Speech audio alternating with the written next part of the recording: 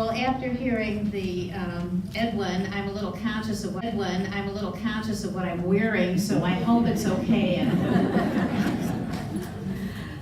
It's my pleasure to introduce the Edith Sherman Award. In fact, it's my pleasure, I'm honored to present 3 awards today. And it's a great honor because they're 3 awards named after 3 very, very special people, and they're being given to 3 very special people. So the first is the Edith Sherman Award. I'm very fortunate that Edith Sherman was my mother.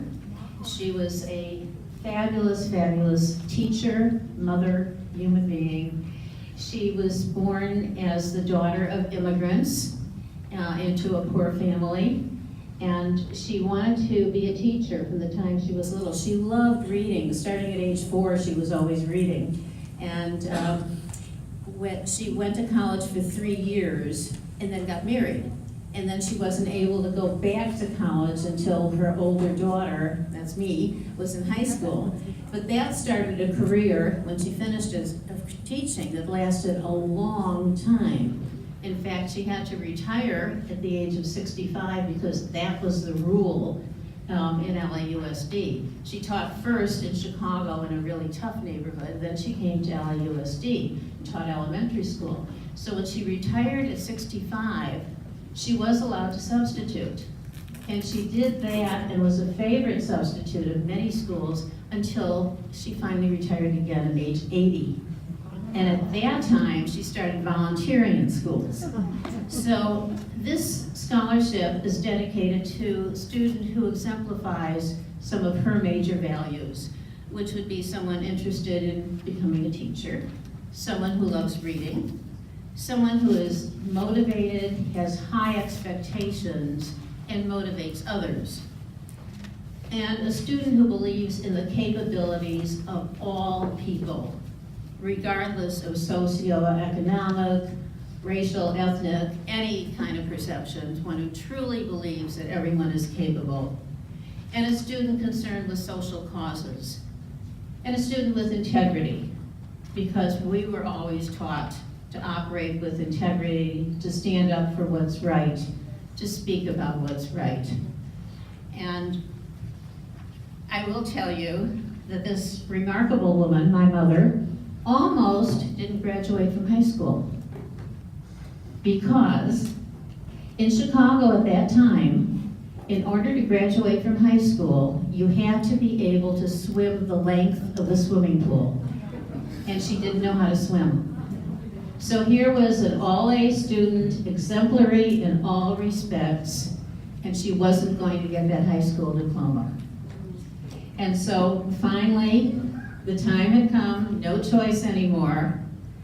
With great fear, she jumped into that pool and somehow managed for the first time in her life to swim the length of the pool.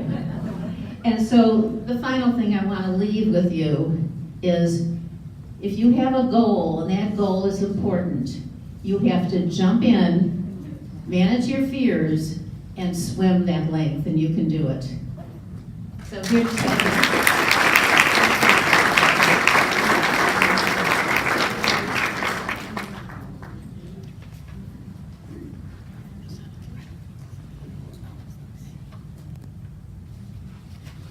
Hi, this is on, right? They should both be on. I'll take the hand. Okay.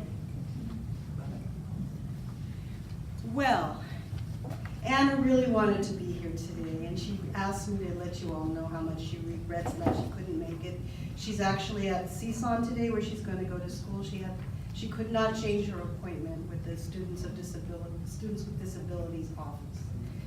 But luckily, I'll have another chance to give Anna this award, or mention this award when I give her another award this Thursday night at school. So I just want to tell you a little bit about Anna. Anna is like a compass. And what does that mean? Well, if you're my age and you went on hikes, you might have used what we call a compass, not like what we use in math. It's a round container, kind of like what we have for mints, and inside is a needle. The needle is always pointing north. If I had to describe this kind of compass to someone who's never seen one before, I'd say it's about the size and shape and weight of one of these things that I showed you with for mints. Following the rules of physics and magnetism, a compass inside has a moving needle. It always points to the direction of north, no matter what the time, place, or circumstances. In this way, Anna is like a compass. She's always doing what she's supposed to do, no matter what the circumstances are around her. This quality makes her a special kind of leader who leads by example. An ancient Chinese sage named Lao Tzu once said, "A leader is best when people barely know he exists. When his work is done, his aim fulfilled, they will say, 'We did it ourselves.'" But Lao Tzu lived a long time ago, and he didn't have the luxury of the VISF, and he didn't have the luxury of this wonderful room here at Braille Institute. So today we can really acknowledge Anna, and even though she's not here, she certainly deserves some applause.